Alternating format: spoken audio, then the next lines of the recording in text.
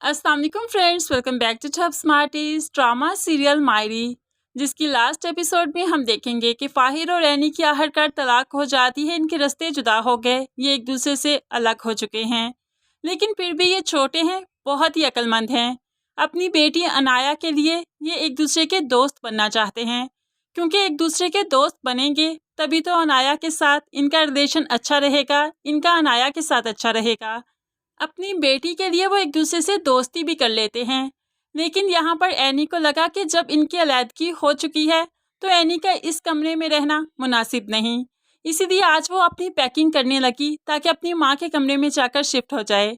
आयशा यहाँ पर आती है, एनी को पैकिंग करते देख कहने लगी, फाहिर तो बाहर जा रहा है, लेकिन तुम कहाँ जाने की तैयारी कर रही हो? तो वो बताने लगी कि हमारे रास्ते जुदा हो चुके हैं, इस कमरे में रहने का कोई जवाब नहीं बनता, मैं और अनाया अम्मी के कमरे में शिफ्ट हो जाएंगे। अब तो समीना और भी परेशान हो गई, क्योंकि वो जानती है कि अगर एनी भी इसकी ज़िंदगी से जा चुकी है और फाहिर भी जा रहा है तो फिर तो वो अकेली रह गई। आयशा का घर तो अकेला नहीं हुआ, अकेली तो वो हुई, वो तो घुट घुट कर ही जैसे मर जाएगी, इस ज़िंदगी से बेजार होने लगेगी। वो बहुत परेशान हो गई, लेकिन यहाँ पर एनी अपनी माँ के कमरे में आ जाती है। तो आज आयशा अपनी बेटी को समझाने लगी, एनी कभी भी अनाया के जहन में ये बात ना डालना कि फाहिर अच्छा इंसान नहीं, उसके बाबा उसके लिए बेस्ट इंसान होने चाहिए, उसके बाप को उसके सामने मुजरिम मत बना देना।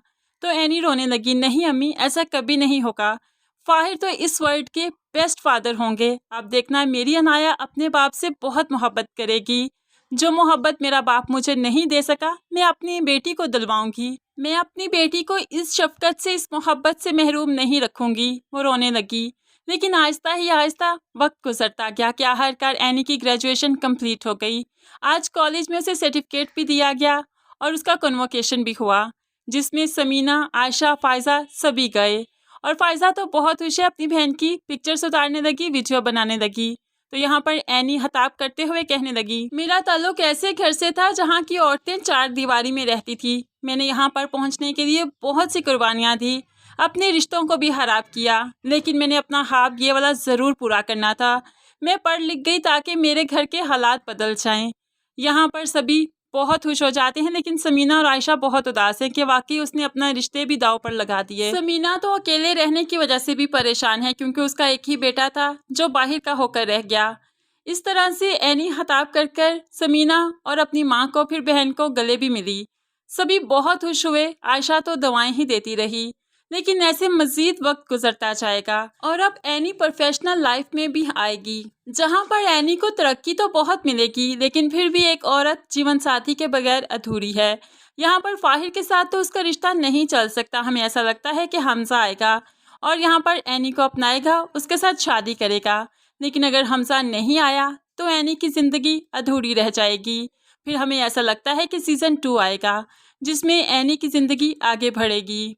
तो फ्रेंड्स, आप हमारी इस राय से कितना इत्फाक करते हैं कि जीवन साथी के बगैर ज़िंदगी अधूरी हुआ करती है? अगर एनी को सब कुछ मिल भी जाए, अगर उसकी ज़िंदगी में पार्टनर नहीं तो उसकी लाइफ इनकम्प्लीट है।